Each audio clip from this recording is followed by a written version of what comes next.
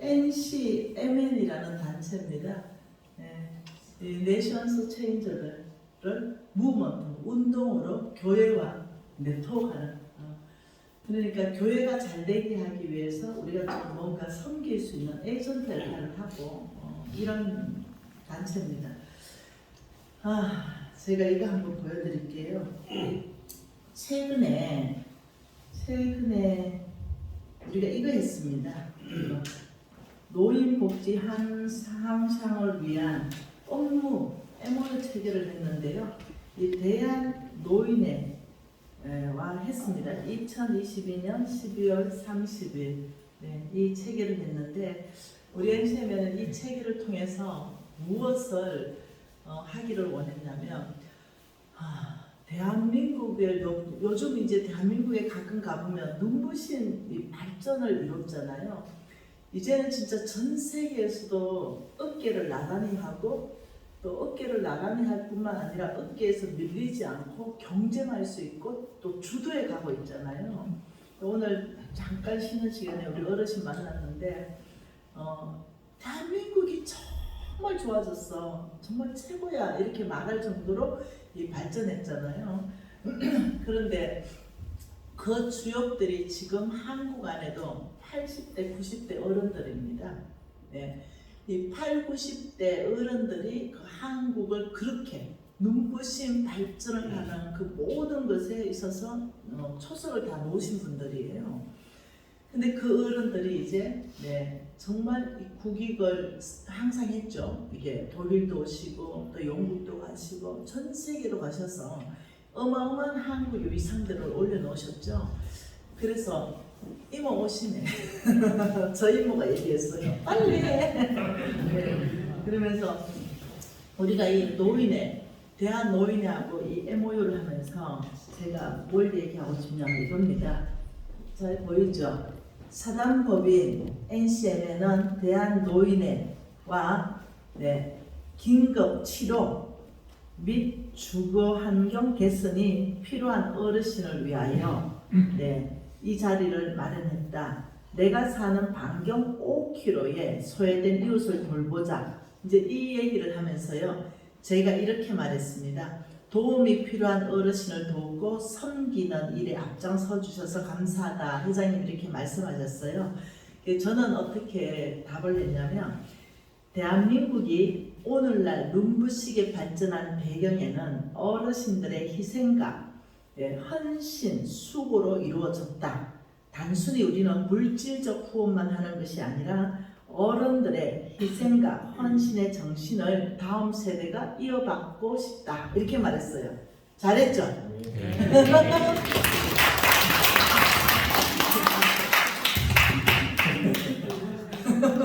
네. 그래서 우리 그래서 아까 전에 이 말씀하니까 내가 고맙다고 이 나라를 빛내게 해주셔서 고맙다니까 다음 세대들이 그걸 몰라. 어른들의 그 수고는 그걸 몰라. 이래서 알고 있다라고 얘기하는 겁니다. 모르는 사람들도 간혹 있지만 수많은 사람들이 그 8, 90대의 어른들의 그 수고와 헌신과 희생정신이 이 나라를 지금 이렇게 눈부신 발전에 올려놨다. 여기에 대해서 너무 깊은 감사함이 우리 안에 있었습니다. 그래서 우리 NCM이 뭘 하기로 이제 결정을 했냐면 우리 섬기겠다. 우리는 이 어르신들을 섬기겠다. 이렇게 해서 우리가 아예 노인복지 향상을 위해서 아예 노인복지하고 MOU 체결해서 우리가 조직적으로 섬기겠다. 이렇게 해서 우리가 섬기고 있습니다. 그래서 이 섬기고 있는 이 이제 어른들 가서 섬기는 겁니다. 예를 들면 이렇게 어른들이 이렇게 돼버린 거예요. 사시다 보니까 너무 좁은 공간에 막 사시다 보니까 이렇게 됐어요. 근데 저희들이 다 찾아가서 이것을 이렇게 치웁니다. 깨끗하게 치워가지고 살 수 있는 이 봤어요. 어른도 혼자 살다 보니 이렇게 돼버린 거예요. 그래서 이것도 깨끗하게 다 정리해가지고 저희들이 이렇게 싹 이렇게 해드렸습니다. 이제 편안하게 쉴 수 있도록. 잘하죠? 네. 그리고 또 또 돈도 200만 원씩 제가 또 다 나누어 드렸습니다. 사실 수 있도록. 이것을 우리가 이제 몇 군데서 이걸 하고 있냐면, 네, 이것이 지금 현재로서는 이거보다 더 많아졌습니다. 한국 안에서 940개 팀. 네, 어마어마하죠. 네, 이 일을 저희들이 지금 하고 있고, 지금 이제 이거보다 더 많아요. 지금 훨씬 더 많아졌습니다. 950개 팀이 넘어갔습니다. 근데 이것을 한국 안에서만 하는 게 아니라 이것을 한국 밖으로 지금 저희들이 확대하고 있습니다. 그래서 이것은 자기 돈으로 생기는 것이 아니라 하나님이 돈을 주시는 게 있습니다. 그게 기가 막힌 하나님의 이 운영 원칙입니다. 이게 너무 기가 막힌 거죠. 그래서 NCMN이 독일 땅의 어른들도 진심을 다해 섬기고 싶은데 얼만큼 마음의 자락을 NCMN에 열어주실까 이 독일에서 기대하고 왔습니다. 독일에서 NCMN을 열어주시고 언제든지 와서 우리를 섬겨달라 이러면 독일과 우리가 연합해서 독일을 잘 섬기면 참 좋겠다 이런 마음을 꽉 찬 상태에서 왔습니다. 실질적으로 우리가 말만 하는 것이 아니라 우리 단체는 행동으로 옮기고 실질적으로 그분들을 환경을 개선하고 그분들을 살 수 있도록 돕고 이러는 데 있어서 저희 단체가 지금 굉장히 어떠냐면 핫합니다. 네, 굉장히. 그래서 하나님께 너무너무 감사하죠. 이런 사랑 나는 박스 있잖아요. 네, 이런 사랑 나는 박스입니다. 이런 걸 가지고 이 박스에다가 여기 이제 뭐 교회 이름도 쓰고 이래서 그 생필품, 필요한 생필품을 꽉 담아요. 그렇게 해서 가정마다 다 배달해 줍니다. 네, 네, 사실 수 있도록. 그러니 네, 참 좋습니다. 잘하고 있습니다. 네, 네.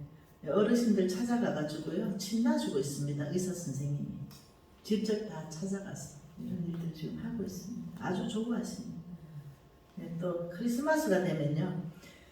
네, 사랑나는 박스 만들어서 또 어르신들도 찾아서 외롭지 않게 또 다 대화하고 이래서 요즘 NCMN이 참 네. 또 오지랖도 넓지요. 오지랖 알죠? 오지랖? 네. 여기까지 오지랖이 넓습니다. 탄자니아까지 오지랖이 넓게 사랑나는 축제했습니다. 네, 그 어른들 아이들 다 모아다가 네, 그래가지고 이 보세요 소 잡았습니다. 그래서 또 마을 잔치를 또 이렇게 섰다 댄 거 있잖아요. 네, 박수 치려면 확실하게 치세요. 이렇게 해서 못 먹는 애들 영양 간식으로 해서 이렇게 해서 먹이고 참 그래서 누가 그러더라고요. 참 NCM은 오지랖 높다. 전 세계를 먹이고 다닌다. 이래서 독일을 못 왔네요. 근데 이번 기회에 독일을 이렇게 오게 되어서 독일에 우리 1세대 어르신들을 참 섬기고 싶다 이런 마음이 제 안에 있어서 너무 기대가 큽니다. 네. 네. 다시 네, 1부의 강의를 이어서 주께서 네, 저는 강의를 많이 하고 싶었거든요. 뭐 어떤 정보를 많이 주고 싶은데 하나님께서는 나는 나의 사랑을 전하고 싶다. 이런 마음이 제 안에 꽉 차는 거예요. 하나님의 사랑을 독일에 전하고 싶다. 이제 이런 마음이 있습니다. 홍승근 목사님을 만났잖아요. 근데 이 홍승근 목사님이 메시지가 워낙 좋으니까 어떤 분도 제가 한 번은 목사님들과 수백 분 그때 700~800분 되는 것 같아요. 모시고 제가 집회를 했어요. 그게 그 목사님들이 그러더라고요. 너 누구 밑에서 배웠니? 라고 물으셨어요. 그래서 제가 저의 스승님은 홍승근 목사님입니다. 얘기하니까요. 목사님들 모두가 그렇다면 더 질문할 것 없다. 네, 이렇게 할 정도로 우리 홍 목사님 대스승님이신데 네, 함께 오게 돼서 이 땅을 이제 중보기도 하고 이렇게 할 겁니다. 그래서 얼마나 좋은지 모르겠습니다. 어쩌면 또 그럽니다. 왜 그 대스승 왔는데 스승님 안 올라오고 네가 왔냐? 잘해보겠습니다. 배운 대로 한번 잘해보겠습니다. 우리 홍승근 목사님의 첫 번째 믿음이란 이것이 저한테 굉장히 도전됐습니다. 믿음이란 나의 한계를 넘어가게 된다. 이게 저한테 굉장히 도전됐거든요. 지금 저희 한계는 55 보도 나서 저는 거지로 살고 있잖아요. 그런데 우리 홍성근 목사님께서 믿음이란 뭐냐? 이 믿음이라는 것은 자, 첫째, 하나님의 음성을 듣고 사는 삶이고 하나님의 말씀을 따라서 사는 삶이다. 이렇게 정의를 해주셨어요. 그리고는 말씀하시길 믿음은 하나님 음성 듣고 순종하고 하나님 음성 듣고 순종하는 것 이것은 내가 할 일이다. 그리고 하나님이 말씀하신 것을 신뢰하라. 그러면 말씀하신 대로 하나님이 이거는 하실 것이다. 하실 일이다. 이렇게 말씀하셨어요. 그러니 믿음으로 사는 것, 네가 할 일을 순종하면 나머지는 하나님이 행하시는 이 일이 어떤 일로 발생하냐면 계란으로 바위를 치면 바위가 깨져나간다. 그러면 어떤 일이 발생하냐? 여러분 제가 고민을 해봤네요. 과연 내 인생에도 이런 일이 있을 수 있을까? 계란으로 바위를 쳐서 바위가 깨지면 내 인생에 어떤 일이 일어나냐면요. 돌파. 이게 일어나는 거예요. 55피 다 갖고 돌파. 그러니 계란으로 바위가 깨져야 돼. 나는 돌파가 일어날 사람이에요. 왜냐? 누구도 도와줄 때가 없기 때문에. 홍 목사님께서 믿음이란 성경을 다 보라는 거죠.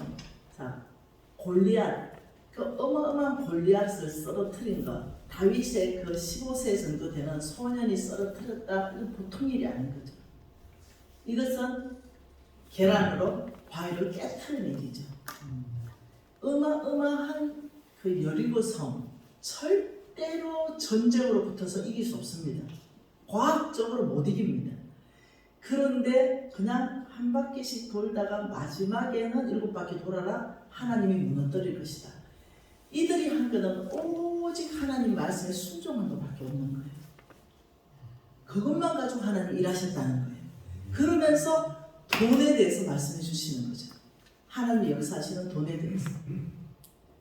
제가 워낙 골신의 뿌리, 골수 깊은 골신의 뿌리이기 때문에 성경의 입도만 벗어나도 안 받아들입니다. 메시지 자체를. 그런 나를 메시지로 설득을 하는 거예요.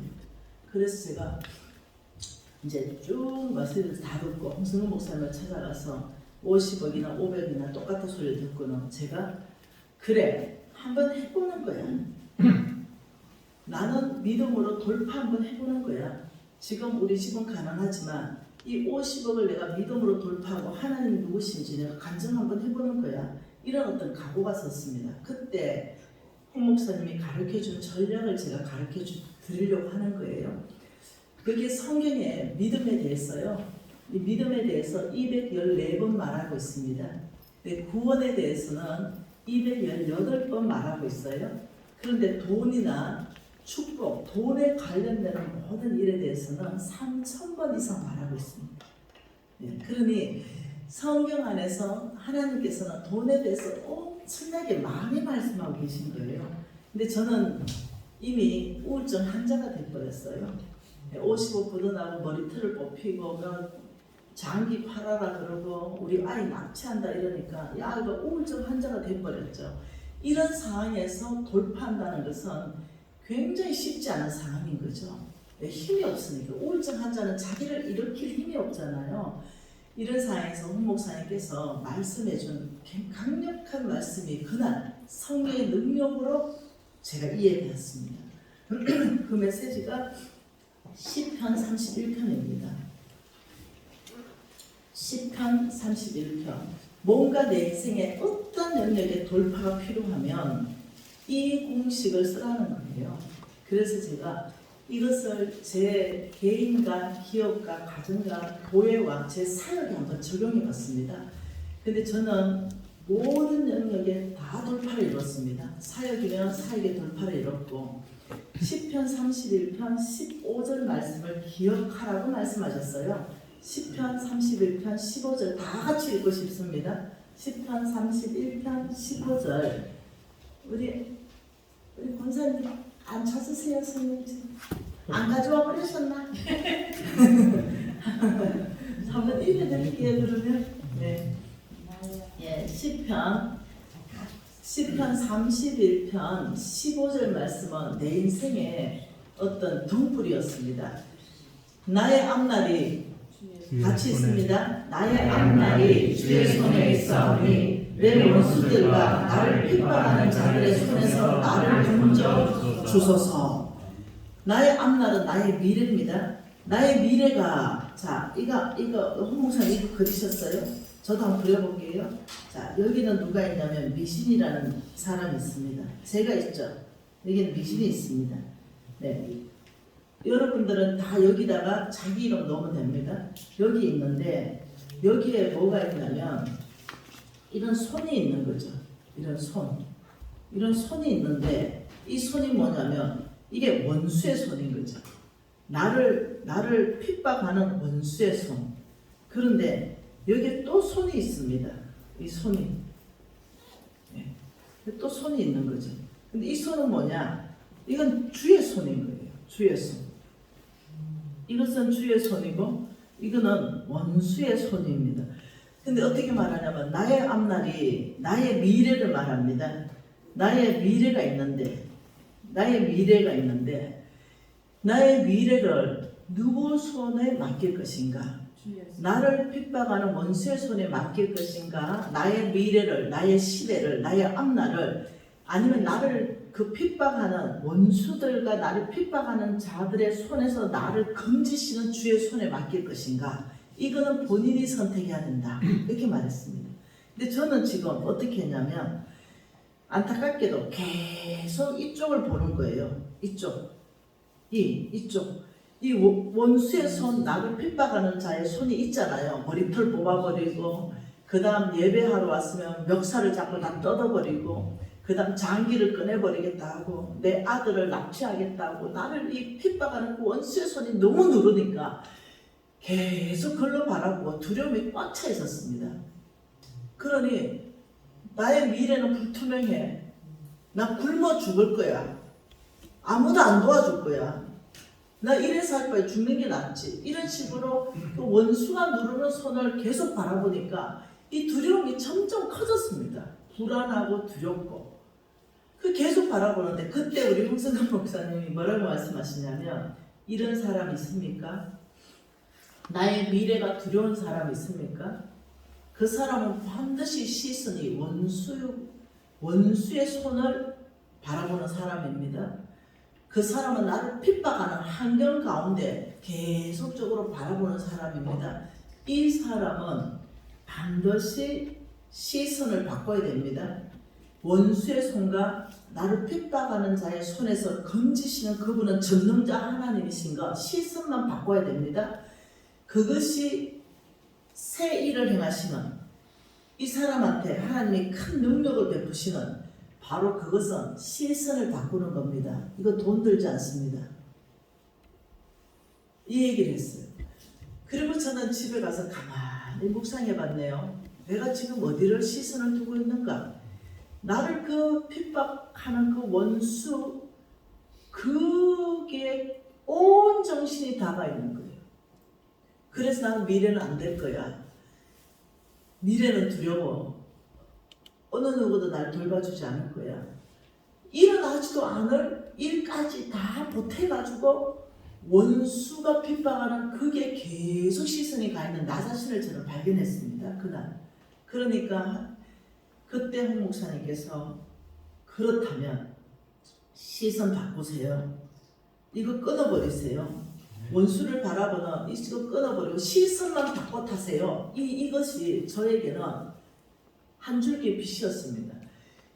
50억 부도를 해결하는데 5억의 사업 미천이 있어야만 해결합니다. 이러면 저는 답이 없었을 거예요. 왜? 5천만 원도 없는데 50억을 해결하는 데 있어서 아니면 어떤 문제를 해결하는 데 있어서 지금 당면에 있는 그것이 건강이든 제가 그때 암 걸렸었거든요. 제가 암이 3번 걸렸습니다. 그러니 건강은 다 무너져 있고 돈은 다 날아가 버리고 건강이든 재정이든 관계가 무너진 관계이든 사업이든 어떤 것 상관없이 시선을 바꾸는 게 첫 번째 조건입니다. 이렇게 말했어요. 근데 가만히 생각해보면 돈 들지 않더라고요. 시선만 바꿔주면 되더라고요. 그래서 제가 시선 바꾸고 싶는데 어째 바꿉니까? 시선 내가 바꾸는 거 이제 알겠어요. 방법을 모르겠어요. 어떻게 바꿉니까? 이것이 이제 제 출발이었습니다. 근데 시선만 바꿨는데 이 어마어마한 일들이 이제 막 일어나기 시작했어요. 시편 18편도 한번 봐보십시다. 시편 18편입니다. 16절, 17절 두 절도 똑같은 얘기거든요. 시편 18편 16절, 17절 두 절 같이 읽어볼까요? 그가 높은 곳에서 손을 펴사 나를 붙잡아 주시고 많은 물에서 나를 건져내셨도다. 나를 강한 원수와 미워하는 자에게서 건지셨으며 그들은 나보다 힘이 세기 때문이다. 제가 이제 알아들었어요. 원수는요 나보다 힘이 셉니다. 네, 원수. 왜? 그 나를 핍박하는 정말 그 사람 뒤에서 영적인 배경이 있잖아요. 이 어둠의 세력들이 있잖아요. 이 사람을 어떻게 장기를 꺼낸답니까? 어떻게 아들을 납치해 가버리겠다 이런 말을 스스럼 없이 합니까? 근데 그 사람 뒤에 있는 어둠의 세력들이 이 사람들을 자꾸 악하게 더 반응하니까 더 악하게 하는 거죠. 근데 그 원수들은 나보다 너무나 센 거예요. 내가 이겨낼 수가 없는 거죠. 이 재정의 압박이라는 것은 이거는 나한테 너무 큰 고통이었어요. 근데 하나님께서 뭐라고 하냐면 놀랍게도 나의 힘보다 너의 힘보다 그 원수 너를 누르는 그 원수의 힘이 더 세기 때문에 그러기 때문에 강한 원수와 너를 미워하는 자에게서 전능자 하나님께서 내가 너를 건진다. 전능자 하나님께서 너에게 손을 펴신다. 전능자 하나님이 너를 붙잡아 주신다. 많은 물 가운데서 건져내신다. 이러면서 위로하기 시작했습니다. 너를 건지시는 분은 네 자신이 아니라 능력 없고 힘 없고 나약하고 네 자신이 아니라 천지를 만드신 그 만왕의 왕 그 하나님이 너를 건져준다면 어떻게 되겠니? 이렇게 꼭 질문하시는 것 같아요. 제가 묵상하는데 이 성경 구절을 두 구절을 펼쳐놓고 계속 주님 앞에 머물렀죠. 아버지 저는 시선을 바꾸고 싶습니다. 제 시선이 원수의 손에 고정되어 있던 거 제가 알겠습니다. 바꾸고 싶은데 아버지 저를 이끌어가 주세요. 계속 기도했어요. 틈만 나면 기도합니다. 늘 주님 앞에. 주님께서 그 크신 하나님이 너를 건지시는 거 믿느냐? 물으시는 것 같아요. 근데 내 자신을 보지 않으면 믿습니다. 하나님은 전능자이기 때문에 건져내실 것 같습니다. 이렇게 얘기했어요. 그러니까 주님께서 그때 저에게 따라 너는 이렇게 하라 라고 하셨던 그 말씀이 나한테만 하신 말씀이 아닌 걸 알았습니다. 이사야 43장이었습니다. 이사야 43장 주님께서 그날 저에게 말씀으로 만나주셨습니다. 그게 19절입니다. 이사야 43장 19절 같이 읽을까요? 보라 내가 새 일을 행하리니 이제 나타낼 것이라 너희가 그것을 알지 못하겠느냐? 반드시 광야의 길을 사막에 강을 내리니. 와 깜짝 놀랐습니다. 보라 따라 보라 내가 이게 은혜 됐습니다. 내가 이것은 미신이 아니고 하나님이죠. 내가 새 일을 행하리니. 저는 이제까지요 새 일을 그때까지는 하나님이 나에게 새 일을 행하신다 이렇게 생각하지 않고 내가 내 힘으로 내 열정으로 내 열심으로 해내야 된다라고 생각하고 있었는데 그날은 다르게 보였습니다. 내가 새 일을 행하리니 내가 하나님이 광야의 길을 내겠다. 광야의 길 사막에 강을 내겠다. 근데 그날은 아는 메시지였는데 여기에 내 시선이 갔습니다. 너는 보라. 너는 눈을 들어 원수의 손을 보지 말고 너는 눈을 들어 너의 미래의 희망, 소망, 가운데 이끌어 가시는 그 하나님의 손을 보라. 너는 눈을 들어서 원수를 보지 말고 너는 눈을 들어서 그 하나님만 바라본다면 보라, 그 하나님이 너에게 새 일을 행하는데 그게 강야의 길이 나는 거다. 그게 사막에 가는 강이 생기는 거야. 이런데 갑자기 이게 믿으시는 거예요. 이게 출발이었습니다. 믿어진다는 게 출발이었습니다. 이건 내가 아니네. 하나님이 나에게 강야의 길을 낸다면 그 하나님이 누군가? 그 하나님은 만왕의 왕이고 전능자이시잖아. 그렇다면 그 하나님은 하실 수 있어. 그 하나님은 나를 건지실 수 있어. 와, 여기에 믿어진다는 게 은혜였습니다. 이거 안 믿어지는 게 아니라 믿어졌다는 거예요. 왜요? 나는 내 자신에게 포커싱이 다 돼 있었거든. 아무도 도와줄 사람 없어. 나의 미래는 불안해. 나는 굶어 죽을 거야. 나는 외롭게 내가 죽고 나면 아무도 나의 시신을 찾지도 못할걸? 이게 내 자신에게 모든 게 포커싱이 맞춰져 있었는데 그날 하나님께서 아니, 딸아, 네 시선을 하나님께만 돌린다면, 그러면서 내가 하나님 어떻게 시선을 하나님께 돌릴 수 있죠? 이것이 계속 하나님하고 저하고의 고민의 대화였습니다. 그게 따라 18절이다 이렇게 말했어요. 18절이 뭡니까? 너희는 이전의 일을 기억하지 말며 옛날 일을 생각하지 말라. 보라, 내가 새 일을 행하리니. 이게 18절이 있는 거죠. 미진아, 너 이전 일 생각하지 마. 기억도 하지 마. 옛날 일은 생각도 하지 마. 제가 이전의 일, 옛날 일이 뭡니까? 실패자, 부도난 사람, 그 다음 병든 내 몸, 미래가 아주 불투명한 삶. 그런데 너 이전에 실패했던 거, 너 이전에 실수했던 거, 이 모든 것 생각에서 잊어버릴래? 이걸 저한테 주문했습니다. 너가 이걸 계속 생각하면 어둠의 영이 계속 그 생각을 사로잡아서 너에게 역사한다 이거예요. 이거 끊어버려라. 그래서 내가 홍 목사님 또 찾아갔습니다. 목사님, 하나님이 저에게 이렇게 말씀하셨는데 이전의 일 기억도 안 하고 옛날 일 생각도 안 하면 하나님께서 나한테 새 일을 행하신다 했습니다. 하나님이 큰 거 요청 안 합니다. 지금 저한테. 저는 50억을 빚갚아야 되는데 하나님이 주시는 전략은 이거라고 말씀하시면 이 이전의 일을 생각하지 않고 옛날 일을 생각도 하지 않으려면 어떻게 또 해야 됩니까? 이러니까 홍 목사님께서 자매님의 앞에 미래에 대한 모든 계획은 누가 세우셨습니까? 그때 저는 제가 세웠거든요. 저는 제가 제 삶의 미래를 설계했거든요. 돈이 요만큼 있으면 요만큼 설계하고 돈이 이만큼 있으면 이만큼 설계하고. 근데 아무래도 내가 이렇게 대답하면 안 될 것 같아요. 그래서 하나님이요, 이 대답했죠. 내 미래를 하나님이 설계했습니다. 이렇게 대답했어요. 그 목사님이 그렇다면 성경 구절로 증거를 대십시오. 이래요. 그래서 제가 그거는 제가 잘 모르겠는데요. 자매님, 말씀을 그렇게 희미하게 기반을 가지고 있으면 안 됩니다. 자매님의 미래에 완벽한 계획을 세웠다는 그 하나님의 성경 구절을 대하죠. 그래서 제가 그때는 모르겠다니까 그때 홍 목사님이 가르쳐 주신 성경 구절이 예레미야입니다. 예레미야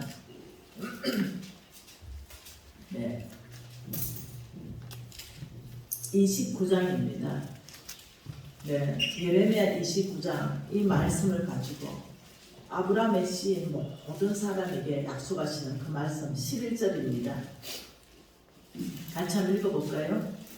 여호와의 말씀이니라 너희를 향한 나의 생각을 내가 아나니 평안이여 재앙이 아니라 너희에게 미래와 희망을 주는 것이라. 너희가 내게 부르짖으면 내게 와서 기도하면 내가 너희들의 기도를 들을 것이요 너희가 온 마음으로 나를 구하면 나를 찾을 것이요 나를 만나리라. 이것은 여호와의 말씀입니다. 그리고 성경은 왜 기록했나요? 역사책이죠. 당연히 그분의 히스토리죠. 그러나 이 성경은 오늘날 이 기록된 말씀을 통해서 하나님이 나에게도 말씀하시는 거예요. 이 오늘날 이 기록된 말씀으로 이렇게 말하는 거죠. 이 너희를 향한, 여기에 내 이름을 넣습니다. 여호와의 말씀이니라. 미신을 향한 하나님의 생각을 하나님이 아는데 평안이다, 재앙이 아니다. 너의 미래는 희망이 있고 소망이 충만하다. 이 계획을 내가 너에 대해서 세웠다. 이 말은 미신에게만 해당하는 것이 아니라 여호와를 섬기는 모든 사람한테 해당한다고 말씀해 주셨어요. 그리고 너가 기도하고 부르짖으면 하나님이 미신의 기도를 듣고 온 마음으로 나를 구하면, 나를 찾으면 하나님이 너를 만난다. 이것을 해라고 말씀했습니다. 제가 물었죠. 이스라엘을 기억하지 않고 옛날 일을 생각지도 하지 않으면 광야의 길이 사막의 강을 내는데 그 방법을 알고 싶어요. 이랬을 때 홍 목사님이 이렇게 말했습니다. 이제는 거울 앞에 가십시오. 거울 앞에 가서 이렇게 말을 해요. 김미진, 너의 미래는 희망이 충만할 것이다. 이거는 여호와의 말씀입니다. 김미진, 너는 하나님이 너에 대한 모든 계약은 평안이다. 재앙이 아닙니다. 이것은 여호와의 말씀입니다. 이걸 계속 말씀을 선포해 주래요. 그래서 홍 목사님 이렇게 말합니다. 처음에 선포할 때 거울에 딱 서가지고 너를 향한 하나님의 생각을 내가 선포하노라. 재앙이 아니고 평안이다. 이러면요, 그 거울 속에 있는 그 사람이 미전도 종족일 거래요. 반응이 없을 거래요. 예, 신뢰는 안 할 거래요. 그래서 그 미전도 종족이 전도될 때까지 선포하라는 거예요. 이것이 이전의 일을 잊어버리고 옛날 일을 끊어버리는데 탁월한 방법이라고 가르쳐 주신 거예요, 이제. 그래서 제가 이제 50억 돌파를 위해서 뭔가를 이제 제가 액티비티를 하는 거잖아요. 행동으로 가야 돼요. 그래서 거울에 갔습니다. 가고 이제 홍 목사님이 가르쳐 주시는 대로 김미진, 너를 향한 하나님의 생각을 선포한다. 이러면서 김미진의 미래는 평안이다, 재앙이 아니다. 근데 지금 재앙이 오고 있잖아요. 맨날 머리털 뽑히고 있는데, 근데 믿음으로 선포하라는 거예요. 이게 믿음이라는 거죠. 하나님이 말씀하신 걸 믿는 게 믿음이지, 현실 가운데 반응하는 거 믿음이 아니라는 거죠. 현실 가운데 반응하는 거 10명의 정탐꾼이라는 거죠. 현실 가운데 반응하는 것은 10명의 정탐꾼 이렇게 살래? 아니면 갈래처럼 10명의 정탐꾼 저 얘기 다 맞는 얘기지만 한 가지 빠졌습니다. 나의 하나님이 말씀하시길 저 땅을 취할 거라고 말했으니 하나님이 저 땅을 주실 것입니다. 이렇게 반응할래요. 미래가 바뀌었다는 거죠. 10명의 정탐꾼 다 죽고 갈렙은 들어갔다는 거예요. 그래서 이 성경은 믿음 싸움이다. 믿음 싸움. 돈이 있고 없고의 싸움이 아니다.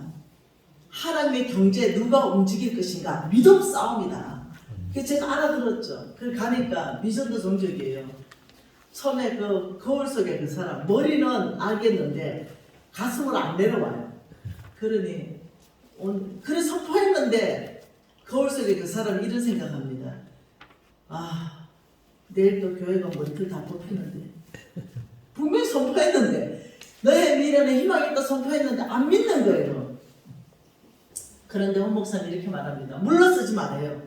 미전도 종족이 전도될 때까지 하루에 수시로 거울 앞에 선포하라는 거예요. 그래서 제가 이것만 하면 그때 당시 이것만 하면 50억이 해결되는가 여기에 기대에 부풀었잖아요. 그러니 제가 선포하고 또 선포하니까 몇 달이 지났습니다. 놀라운 일이 내 인생에 일어났습니다. 어느 날 또 거울 앞에 선포하는데 여러분 그거 아세요 혹시? 어느 날 성경 읽을 때 이 말씀이 막 살아서 움직이는 것 같고 나에게 막 다가오는 것 같고 눈물이 막 콧물이 범벅이 되기 시작하고 그리고 기도하고 나갔는데 막 꽃들이 나한테 안녕하는 것 같고 혹시 그런 경험들이 있었잖아요. 그날이 그런 경험이었습니다. 똑같이 어제까지도 냉랭했는데 그날 밑으로 딱 선포하는데 성령이 은혜를 주셨습니다. 나의 발부둥치는 것, 내가 하나님을 간절히 찾는 것, 믿음으로 살려고 애쓰는 그 가운데 몇 달 동안 매일 했습니다. 그것도 여러 번 틈만 나면. 그런데 그날 은혜가 임했어요. 놀랍죠? 이게 심장으로 믿어지는 거예요. 아멘! 그 거울 속에 그 사람이 아멘! 그래! 머리털 뽑으면 뽑아라!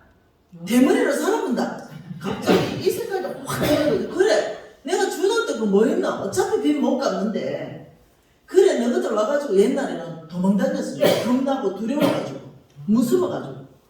그런데 그래 내 못 가, 지금은 못 갔지. 그래 오케이 맞습니다. 그 머리털 다 뽑아봐라. 모자 쓰고 다녀본다 내가. 우리 아들 내가 업고 잡은다 내가.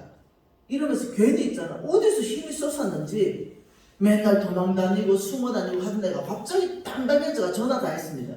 다 모여. 빚쟁이들 30명 중 왔어요.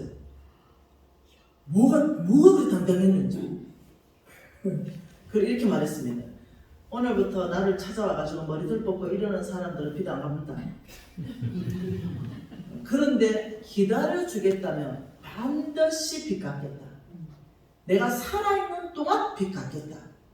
자, 기다려줄 사람 손 들어봐라. 번호표 나눠줄게. 이러니까 막 난리 났어요. 이 여자가 막 이러고 난리 났어요. 그런데 한 사람이 손을 들어요. 너 1번이다. 내가 반드시 살아있는 동안 빚 갚는다. 당신 1번. 그러니까 옆에 사람이 안 되겠거든. 또 손 들어요. 네 2번이다 2번. 이렇게 막 손 들더라고요. 그래서 번호표 다 나눠줬어요. 번호표 받은 사람이 단 한 번이라도 이제 날 찾아와가지고 머리들 뽑고 이러면 니는 안 갚는다. 몸으로 때운다. 이제 당신하고는 나는 이제 몸으로 때운다. 당신 그 뭐 빚 있는 만큼 날 패라. 이제 이렇게 나왔어요. 그러나 기다려주면 다 갚겠다. 그 돈 다 갚았잖아요. 그 돈 다 갚았잖아요. 멍땅 갚았어요.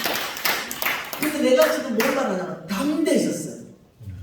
와, 하나님의 손을 바라보는 그 방법이 끊임없이 나의 미래에 대해서 하나님은 김미진의 미래에 평안이다. 재앙이 아니다. 나의 하나님은 전능자이다. 나의 하나님은 나를 사랑하신다. 나는 하나님의 자녀이다. 하나님 아버지가 나를 돌보신다. 와, 이 얘기를 반복적으로 하니까요. 믿음이 생겨버려요. 와, 이 놀라운 일이 내 인생에는 진짜 놀라운 일이에요. 안 믿어졌거든요. 하나님이 나를 건지시는 거 안 믿어졌거든요. 근데 어느 날 이게 믿어지기 시작하는 거예요. 왜요? 성경에 있다가 하나님이 일하시는 방법을 캐치하기 시작했습니다.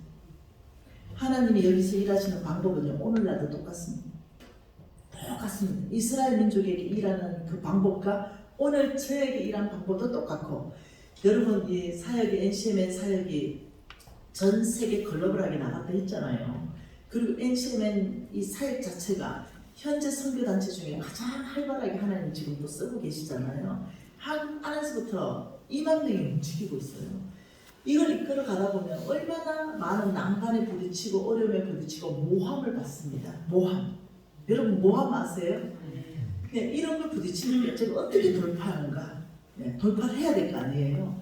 이때마다 이 원칙을 통했습니다. 이때마다 이 원칙을. 여러분 그거 아세요? 다윗이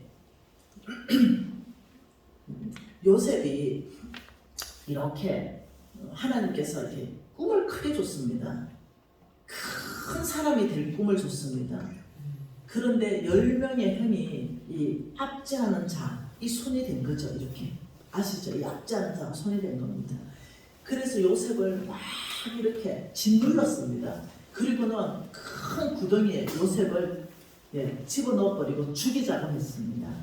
그러니 이 지금 자리에 누가 있는지 보십시오. 이 자리에 요셉이 있습니다. 성경은 똑같습니다. 요셉이 있는데 이 원수의 손은 10명의 형이다가 이제 요셉은 채색 옷을 입었죠. 네, 아버지가 특별히 사랑했습니다. 그러니 이 요셉은 특권의식이 있었어요. 특별한 사랑을 받았죠. 근데 하나님이 그대로 쓸 수가 없는 거예요. 그러니 놀랍죠? 이 요셉은 10명의 형들에 의해서 노예 상인에게 팔려갈 때 그 노예 시장에 물건으로 올려져 있었어요. 그때 되면 옷이 다 벗겨요. 네, 완전 빨아벗깁니다. 신발을 다 벗어야 돼요. 특권의식 다 깨졌습니다. 하나님 깨트리셨어요. 그리고 보디발 장군 집에 갔는데 보디발 장군의 부인이 요셉을 동침하자고 꼬셨습니다. 근데 요셉은 동침하고 싶지 않은 거예요. 그래서 부인이 막 요셉의 겉옷을 잡고 사정을 하니까 요셉이 겉옷을 벗어놓고 도망가 버렸어요. 요셉 잘했잖아요. 그런데 그 부인 손에는 뭐가 들려져 있었냐면 요셉의 겉옷이라는 게 들려져 있었어요. 이 요셉의 겉옷이 증거가 돼서 요셉은 왕의 이 제수들만 갇히는 깊은 감옥에 들어갔어요. 근데 이 두 가지를 그래서 제가 묵상하게 됩니다. 과연 요셉의 겉옷에 내가 반응하는 사람이 될 것인가? 요셉의 겉옷. 여러분, 제가 이제는 사역자로 오래 있다 보니까 목사님들하고 교제가 많습니다. 그런데 정말로 요셉의 겉옷, 이거는 증거 자료가 아니에요. 그런데 놀랍게도 이 요셉의 겉옷을 가지고 목사님들을 이렇게 매장시키는 것을 너무너무 많이 봤습니다. 팩트가 아닌데. 나중에 이제 한국은 그래요. 그 사람이 신천지였던 거예요. 그래서 이 교회를 쪼개버린 거죠. 여기 순복음 교회니까 목사님 아실 거예요. 제주도 순복음 교회. 잘 아시죠? 제가 거기 가서 집회했습니다. 그 목사님이 애간장이 다 녹아버렸어요. 왜요? 아시잖아요. 그 부목사가 신천지로 들어온 거. 거기에 내가 집회했는데 그 목사님이 정말 거룩하게 살았어요. 그런데 어떠냐, 신천지가 작당하고 들어와가지고 요셉의 겉옷을 가지고 증거자료를 들이댔습니다. 짜고 들어와가지고. 그래 이 목사님 꼼짝없이 이상한 분 돼버린 거예요. 이 목사님이 병을 얻었어요. 나 아니다. 아무도 안 믿어줬습니다. 그래서 조영기 목사님까지 내려갔죠. 그래서 너 그만두고 올라오라. 근데 이 목사님이 이래 하면 신천지들이 날 이기는 거기 때문에 안 된다. 내가 거기서 버텨내겠다. 이래서 그 목사님 지금도 버텨내고 나중에 그 부목사님이 최자실 목사님 만나고 회개하고 돌이켜서 고백했습니다. 내가 신천지였다. 그게 영상으로 다 찍혀 있어요. 그 목사님 고백하는 거. 그게 이제 순복음 교회에서도 일어난 거죠. 이렇듯이 끊임없이 주의 종들에게 요셉의 겉옷을 가지고 무너뜨리려고 할 때 많은 사람들이 여기에 동참하더라는 거죠. 여기에 동참해서 다 이 말을 믿고 교회 전체가 깨지고 이러더라는 거죠. 이제 이런 것들을 제가 한국 안에서 많이 봐왔죠. 그러나 저는 우리 동포들 안에는 그런 일이 없다고 저는 생각합니다. 이 서로 사랑하고 서로 이렇게 아껴줘도 뭐할 판국에 여기서 어떻게 그런 일이 있겠어요? 근데 한국에는 이런 일이 비일비재합니다. 이런 것 안에서 요셉이 바로 이런 게 있을 때 요셉이 어떻게 했길래 하나님이 이 총리까지 애굽의 2인자까지 섰나 했더니 여러분과 참 생각해 보세요. 여러분이 요셉 입장이라 생각하면 요셉이 잘못한 거 하나도 없거든요. 그런데 구덩이에 들어갔다가 다시 끄집어냈다가 노예 상인에 팔렸다가 다시 보디발 장군의 종 됐다가 그런데 그 마누라가 오해해가지고 감옥까지 집어넣어 버렸다 이러면 어떻게 될까요? 억울해가지고 화병이 생길 것 같아요. 그리고 이 화병이 생긴 걸 가지고 풀지 못해가지고 우울증 환자 되거나 엇나가거나 아이고 하나님 살아계신 것 같지 않아. 하나님 살아계신다면 어떻게 나한테 이렇게 하셔? 이러고 교회를 떠나버리거나 이럴 수 있겠죠. 근데 여기에서 제가 요셉을 쓰신 그 하나님의 손에 대해서 이해를 하게 됩니다. 성경 구절 한 구절을 우리 훈 목사님이 강의하신 구절을 통해서 보게 됐죠. 창세기 49장입니다. 그런데 이것이 오늘날도 똑같이 일하게 된다는 거예요. 창세기 49장 22절, 23절, 24절인데요. 한번 봐보죠. 22절에 같이 읽죠.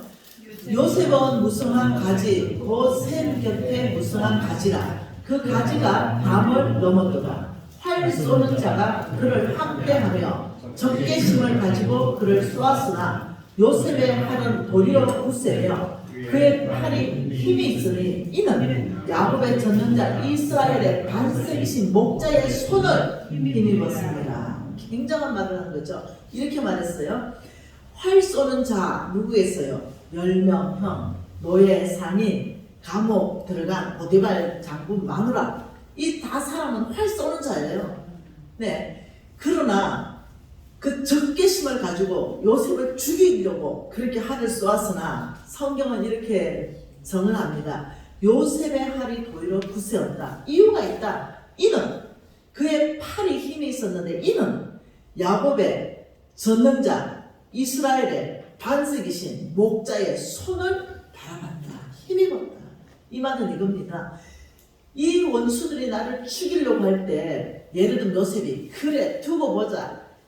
형들 나중에 만났잖아요.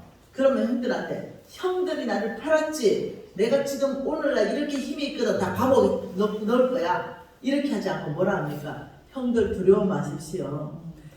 하나님이 나를 형들보다 앞서가서 이 어려움을 다 구원할 수 있도록 하나님이 행하셨습니다. 이 고백을 해요. 요셉은 신앙이 어떤 신앙이었냐면 그런 적개심을 가지고 나를 죽이려는 사람한테 똑같은 정신으로 반응하는 것이 아니라 이 원수들의 손을 바라보고 내가 원수 갚을 거야 반응하는 것이 아니라 나를 건지실 그 하나님은 전능자 이스라엘의 반석이신 여호와시다. 하나님의 손이 나를 건지실 것이다. 그 깊은 감옥에서도 누가 여기서 나를 건져줄 것인가? 그렇게 하지 않고 나의 하나님은 살아계신다. 나의 하나님이 나를 여기서 건질 것이다. 딱 그 믿음 하나. 다시 말할게요. 딱 그 믿음 하나. 그 믿음 하나가 요셉을 건져냈습니다. 이 이유를 설명하기를 요셉은 그 전능자 하나님의 손을 힘입었다. 놀랍죠? 나의 하나님이 어떤 하나님이 제가 이제 50을 거둬나서 죽는다 산다 할 때 하나님 존재 자체에 대해서 의지하라. 하나님은 누구신가를 계속 집중하게 하셨어요. 사업시키지 않았습니다. 사람들은 내가 지금 오늘날 4,500만 명을 먹인다 이러면 사업을 했는가? 아니요. 그게 답이 아니었습니다. 사업은 그 후에예요. 먼저 하나님은 믿음의 사람으로 만들어갔습니다. 하나님 말씀 자체를 믿는 사람, 진짜 교회에 출석하는 사람 말고요. 나는 이제까지 교회에 출석하는 사람이 어떤 거예요? 그거 말고요. 내가 교회에 출석하는 사람을 가지고는 돌파가 안 일어나는 거예요. 그거는 크리스찬이 아닌 거죠. 종교인이었던 거예요. 나는 이제까지 크리스찬, 정말 주님을 구주로 고백하면서도 크리스찬으로 사는 게 아니고 종교인으로 사는 거죠. 살아계신 하나님이 내 인생 가운데 직접 역사한다는 걸 한 번도 믿어본 적이 없는 거죠. 그러니 하나님을 경험해보지 못하고 살았던 거죠. 근데 그 깊은 수렁에서 빠지고 보니 하나님을 경험해야만 되는 거예요. 하나님이 살아계셔야만 되는 거예요. 하나님이 나를 건져내셔야만 되는 거예요. 이 성경 말씀이 간절해졌어요. 그거 아세요? 제가 어느 날 의사 선생님이 당신 암입니다. 한 번은 여기에 뭐죠? 갑상선암, 한 번은 폐암, 한 번은 폐와 신장 중간에서 폐로 전이된 암. 근데 마지막에 폐와 신장 중간에 생긴 이 암은 한국 의술로 못 고친다. 이렇게 그냥 의사 선생님이 나하고 친하니까 정확하게 말해줬어요. 준비하라고. 여러분 이 정도 딱 되면요. 저는 굉장히 균형이 있습니다. 말씀 1시간 읽으면 기도 1시간 해야 됩니다. 기도만 5시간 하고 말씀 안 읽는 사람 반드시 균형 없습니다. 기도만큼 말씀 읽고 이 두 가지 같이 해야 됩니다. 말씀 3시간 읽으면 기도 3시간 해야 돼요. 이래야 영적 균형이 있습니다. 근데 저는 굉장히 밸런스를 좋아합니다. 그렇기 때문에 저는 의사의 손을 가지고 수술하는 것도 하나님 방법입니다. 약을 섭취해서 고치는 것도 하나님 방법입니다. 그러나 오늘날에도 하나님은 전능하신 그 손으로 직접 고치는 것도 하나님 방법입니다. 그런데 저는 수술할 방법이 없는 거죠. 약 먹을 방법이 없어요. 이때쯤 되니까 성경 전체에 치료하시는 여호와, 이것이 진짜로 믿어져야 되는 거예요. 이제 네, 이해됐어요? 막 여기 보면은 문둥병이 막 고쳐지잖아요. 안전병이 막 일어나잖아요. 봉사가 막 눈 뜨잖아요. 죽어서 냄새 나는 사람이 일어서 나오잖아요. 이 일이 오늘 일어나야 되는 거예요. 근데 내가 그런 병 걸려보니까 이게 다 믿어져. 혹시 아세요? 이거 병 걸리기 전에는 믿어 이러는데 직접 병 걸려보면 이게 잘 안 믿어진다니까요. 의사를 믿게 돼 있다니까요. 근데 의사도 안 된다. 근데 지금 제 병 암 하나도 없습니다. 수술 안 했습니다. 약 안 먹었습니다. 딱 하나, 아버지 사면자는 죽지 않습니다. 함부르크도 가야 되는 거 아버지 계획 안에 있습니다. 그 바울이 가야 되잖아요. 안 죽는다잖아요. 네 가야 된다. 네. 그러니 내 올 때까지 못 죽습니다. 하나님이 나에게 세운 그 계획이 이루어질 때까지 죽지 않는다. 사명자는 죽지 않는다. 아버지 사명 끝났으면 데려가세요. 제가 담대해졌습니다. 이제 아버지 사명 끝났으면 지금 데려가세요. 할렐루야입니다. 400 남아있다면 병든 몸으로 살아가기 조금 어렵습니다. 확실하게 좀 고쳐놓으세요. 제가 확실하게 헌신하겠습니다. 이러고 고쳐졌습니다. 우리 신랑 암입니다 할 때 펑펑 울었어요. 근데 홍승근 목사님 암입니다. 그때 제가요 엄청 중요한 위치에 있었거든요. NCNN에. 우리 홍승근 목사님 이렇게 말합니다. 할렐루야! 이때가 간사님의 믿음을 보이십시오. 뒤로 물러서지 마십시오. 믿음으로 돌파하십시오. 계란으로 바위를 깨뜨리십시오. 하나님이 누군지 증명하십시오. 간사님의 믿음으로 돌파하십시오. 이러는데요. 와, 힘내래요. 우리 시간 좀 울지 말라 좀. 힘 빠지도록. 이러면서 돌파했습니다. 바로 요셉이 그런 삶을 살았다는 거죠. 왜 이 힘이 어디서부터 나왔냐? 제가 그때 55 굳어나고 아무 소망이 없을 때, 제가 스스로 2번 죽으려고 제가 했을 때, 그때 하나님께서 나한테 믿음이라는 걸 가르치기 시작했습니다. 믿음은 저는 그때까지요 죽고 천국 가는 게 믿음인 줄 알았습니다. 근데 하나님이 원하시는 믿음은 죽고 천국 가는 건 당연한데 이 땅 안에서부터 내가 너에게 개입할 수 있도록 폭로를 열어라. 제가 알아듣기 시작했죠. 네, 출애굽기입니다. 하나님 이 말씀으로 저에게 행동하게 하셨습니다. 출애굽기 2장입니다. 출애굽기 2장 23절과 24절 한번 읽어보죠. 같이 읽을게요. 여러 해 후에 애굽 왕은 죽었고 이스라엘 자손은 고된 노동으로 말미암아 탄식하며 부르짖으니 그 고된 노동으로 말미암아 부르짖는 소리가 하나님께 상달된지라. 하나님은 그들의 고통 소리를 들으시고 하나님은 아브라함과 이삭과 야곱에게 세운 그 언약을 기억하셨다. 나의 하나님이 누구십니까? 네, 이스라엘 민족에게만 역사하십니까? 아니요. 온 땅의 하나님이십니다. 뭐라고 말씀하시냐면 이스라엘 민족들이 애굽에 너무너무 이 고된 노동이 있으니까 하나님 힘들어요. 저 죽을 것 같아요. 혹시 이 독일 함부르크 땅에 살면서 그런 적 없으셨어요? 죽을 것 같고 너무 지치는 거, 재정적으로 너무 지치는 거, 건강적으로 너무 힘든 거, 그 다음 관계가 무너진 것 때문에 너무 고통스러운 거, 사업이 잘 안 열리는 것 때문에 너무 힘든 거, 혹은 교회를 일으켜놓으면 다 떠나보는 여기 안에서 힘듦 있을 수 있잖아요. 어느 땅이나 있을 수 있는 그 사건이 혹시 없으셨어요? 지금 뭐라고 하냐면 이스라엘 자손이 너무 고된 노동으로 말미암아 편안할 때는 주를 안 찾는다는 거죠. 너무 힘드니까 다른 데 가지 않고 참 잘한 거예요. 주님 앞에 탄식하고 부르짖었다. 이게 저에게 첫 포인트였습니다. 보통 보면요, 너무 힘들면 남자들은 술집에 가버립니다. 너무 힘드니까 잊어버리려고, 술 한잔 먹고 자버리려고 이렇게 갈 수도 있거든요. 그런데 그렇게 가지 않고 탄식하며 부르짖었다. 누구께? 하나님께. 이게 첫째 잘한 거. 저도 이제 어떻게 해야만 되는지 아는 거죠. 여기서부터. 그리고 그 부르짖는 소리가 하나님께 상달되었는데 하나님이 이렇게 말합니다.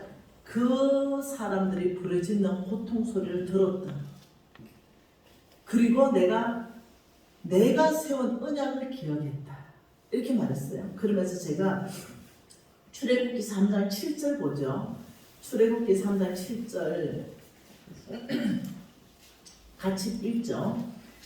여호와께서 이르시되 내가 애굽에 있는 내 백성의 고통을 분명히 보고 그들이 그들의 강독자로 말미암아 부르짖음을 듣고 그 근심을 알고, 그러니 그러니 여호와께서 이르시되, 하나님은 오늘 또 말씀하십니다. 하나님은 오늘 또 살아계십니다. 그 하나님은 이스라엘 백성에게도 말씀하시고 저와 여러분에게도 말씀하십니다. 그 하나님께서 말씀하시되 이 말입니다. 이러시되, 내가 애굽에 있는 내 백성의 고통을 분명히 보고 눈으로 봤다, 귀로 들었다, 그 근심, 말하지 못하는 그 속에 있는 그 근심까지도 알았다. 그러면서 하는 말이 8절에 같이 읽을까요?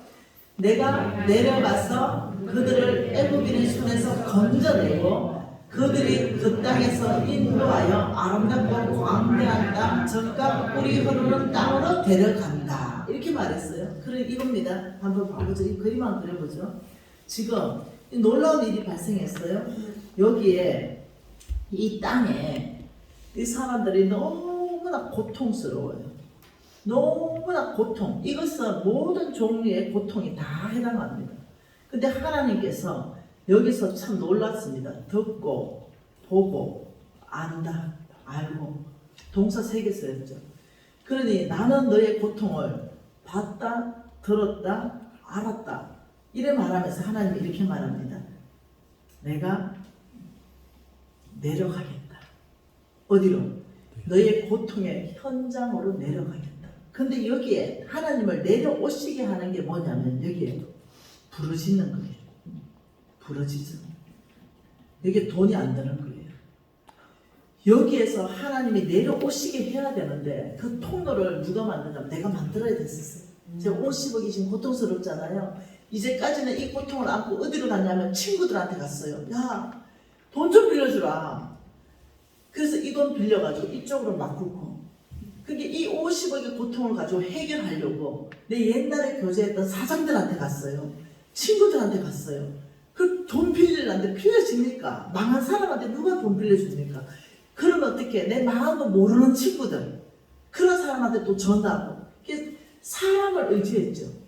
그런데 제가 이 성경을 읽고 홍 목사님의 강의를 들으면서 뭔가 알기 시작했어요. 하나님이 일하시는 방법이 어떤 거라는 걸 알기 시작했어요.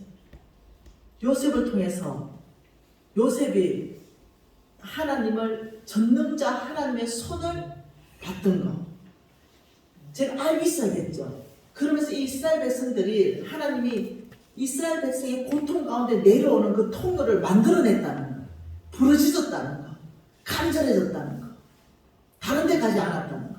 제가 그날 끊기로 결정했습니다. 시편 146편에 힘이 없고 도울 힘이 없는 인생을 의지하지 말지라. 오직 여호와 하나님, 야곱의 하나님을 자기의 도움으로 삼는 자가 복이 있도다. 근데 제가 그날 사람을 의지하는 걸 끊지 않고는 믿음으로 못 산다. 이 결정을 하게 됩니다.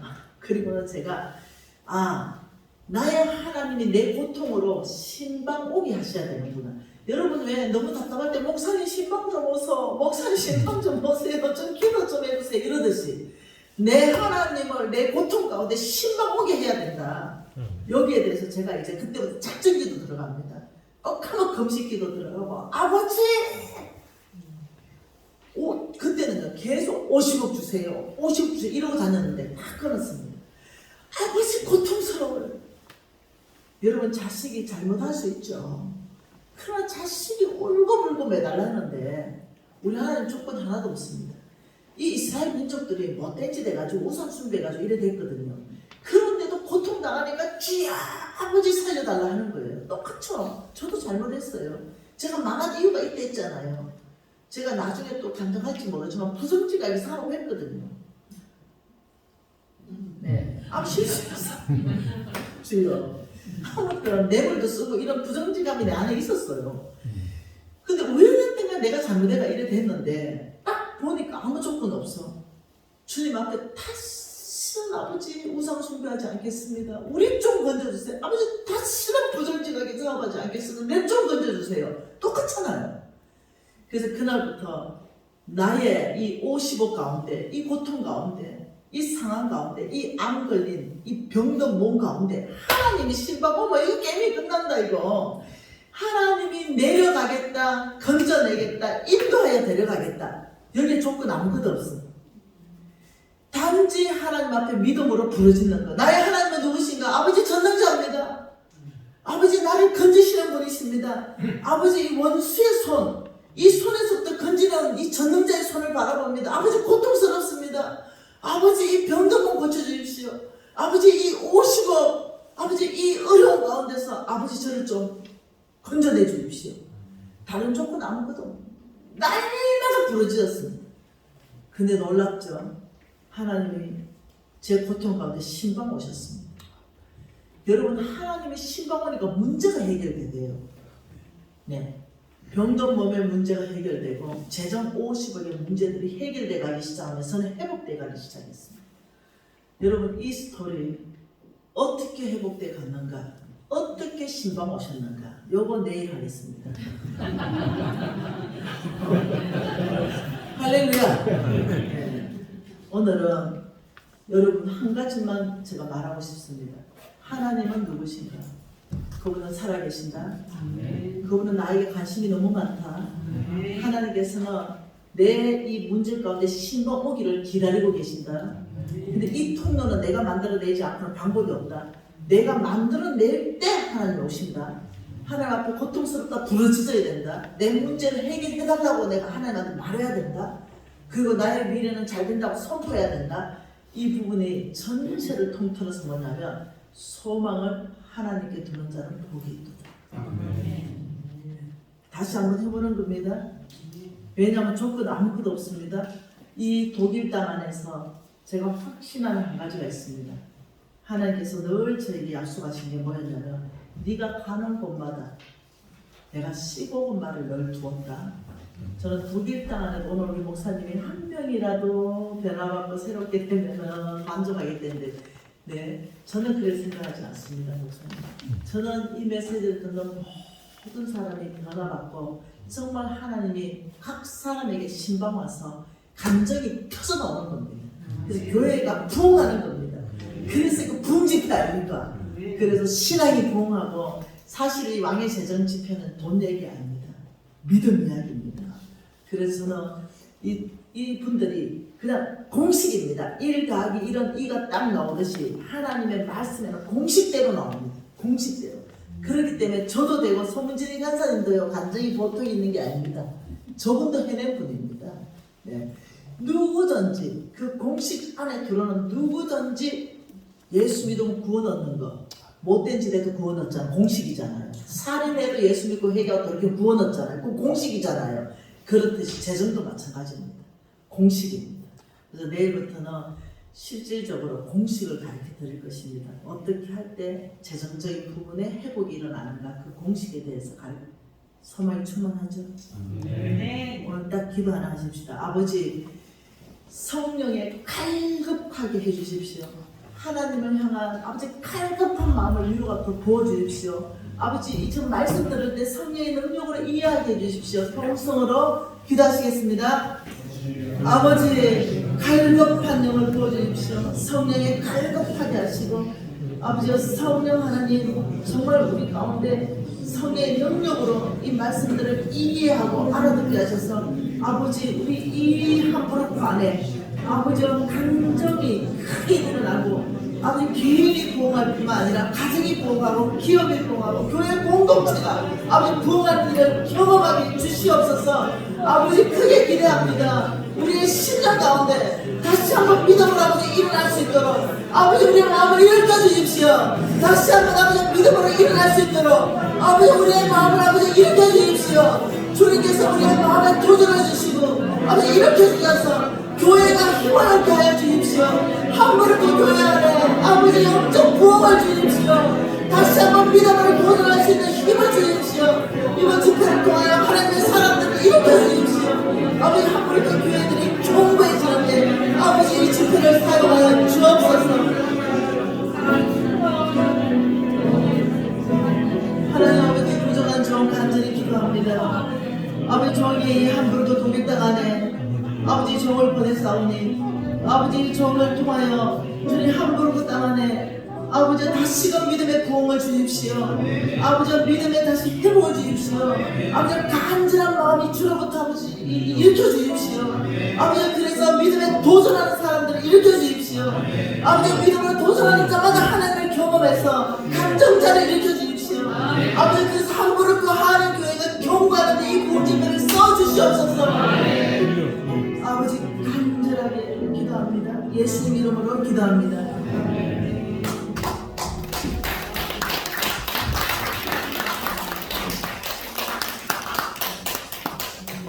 할렐루야.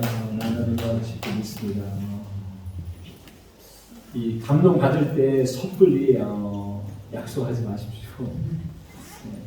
저도 오늘 많은 것을 깨닫고 은혜 받았는데 그것을 마음에 새기고 묵상하고 그리고 나서 결단하고 한번 결단했으면 절대 믿음으로 움직이시는 저와 여러분이 되길 바랍니다. 오늘 이렇게 은혜 받았는데 내일 참석 안 하면 안 됩니다. 무조건 이 시간 결단 내리십시오. 참석하겠노라. 그래서 월요일, 화요일, 수요일 우리 소방교회에서 7시 계속 집회가 진행되는데 끝까지 할렐루야 끝까지 전진하겠노라 정복하겠노라 다스리겠노라 결정하시는 저와 여러분 모두 되시기를 주님의 이름으로 축원을 드립니다. 오늘 다시 한번 말씀 전해주신 우리 김미진 간사님께 감사의 박수 드리겠습니다. 감사합니다.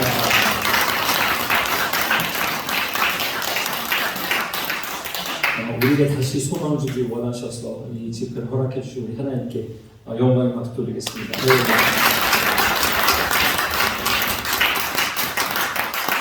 제가 10년 인도했던 JJ 우리 청소년 세미나에 다시 기억났어요. 그때 하나님께 영광 돌릴 때 제가 청년들에게 그랬습니다.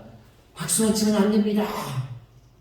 어떻게 해요? 박수 치고 나서 두 손 들어 하나님께 할렐루야 해야지 됩니다.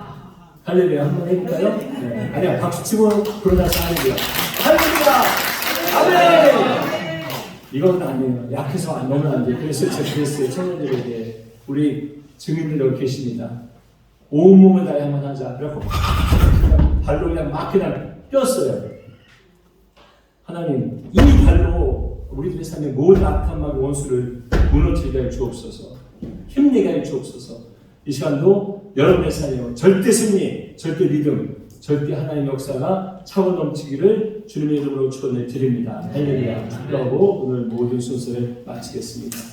이제도 우리 주 예수 그리스도의 은혜와 아버지 하나님의 놀라우신 사랑과 성령님의 교제 교통하시니 왕의 제정 이 부흥 집회를 통하여 하나님께 다가가기 원하며 하나님 만나기 원하며 하나님을 체험하기 원하는 우리 모든 성도들의 가정과 직장, 학업 위에 이 시간부터 영원토록 함께 계실지어다. 아멘. 할렐루야. 하나님께 영광을 드리겠습니다. 수고하셨습니다. 위에 간식이 준비되어 있습니다. 컵라면과 더불어 찐빵이 준비되어 있는데 꼭 같이 올라가셔서 같이 간식 나누시면서 사랑의 교제 나누시는 우리 모든 성도되기 바랍니다. 할렐루야. 손 인사했습니다. 주님의 이름으로